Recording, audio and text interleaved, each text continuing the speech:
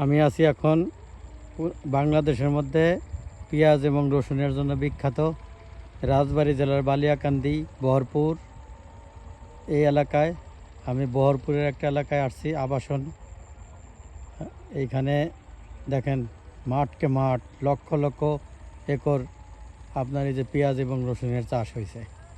দেখেন অবারিত ক্ষেত। এই যে এগুলা রসুন প্রায় পাকার কাছাকাছি, দেখেন এই হলুদ হয়ে যাচ্ছে, এগুলো সব রসুন। আর যেগুলো সবুজ এগুলো সব পেঁয়াজ। কিছু মূল কাটাগুলো উঠে গেছে। এই কৃষক দেখেন এই পেঁয়াজের জোগাল দিচ্ছে। অবারিত ক্ষেত, মানে মাঠকে মাঠ, দেখেন লক্ষ লক্ষ একর, মানে শেষ হচ্ছে না। আপনি যতই দেখবেন শেষ নাই। এই যে এটা হলো হরাই নদীর অববাহিকায়, দেখেন এটা হলো সেই সোনার নাও পবনের বৈঠা নামক যে একটা কথিত আছে একটা ইতিহাস। সেই হরাই, সে বিখ্যাত হরাই নদী। দেখেন এইখানে এই যে নদীর যে সাইডটা আছে না, যদিও এখন ছোট নদী কালের বিবর্তনে হারায় যাচ্ছে এর জৌলস, কিন্তু দেখেন এই যে সাইডের এগুলো সরিষা। এই দেখেন আমি দেখাই, এই যে সাইড দিয়ে কিছু পাইকে গেছে, এগুলো রাই বা ইন্ডিয়ান সরিষা বলে। এই দেখেন এগুলো সব সরিষা ক্ষেত। সাইড দিয়ে এগুলা পতির জমি, এগুলোতে কোনো ফসল হবে না, কিন্তু সরিষা লাগাই দিছে, মানে 1 ইঞ্চি জমিও ফাঁকা রাখে নাই। আর এখানে প্রচুর মাছ হয়। এই দেখেন এইটা হলো একটা সাইড, এই হলো রাস্তা। দেখেন কিছু সরিষা, এগুলো দেশাল সরিষা, দেখেন এগুলো দেশাল সরিষা।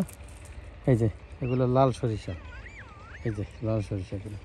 আর দেখেন এই যে মাঠকে মাঠ, এই দেখেন মাঠকে মাঠ, এই পেঁয়াজ ক্ষেত। মানে পুরা বাংলাদেশের মধ্যে এই সোনাপুর, বহরপুর, বালিয়াকান্দি পেঁয়াজের মধ্যে হয়তো আপনারা পেঁয়াজের জন্য বিখ্যাত এলাকাটার নাম শুনছেন। দেখেন মানে মাঠকে মাঠ, কোনো যেদিকে তাকাবেন সব জায়গায়, যেই দিকে তাকাবেন সব জায়গায় এই হলো আপনার এই পেঁয়াজ ক্ষেত।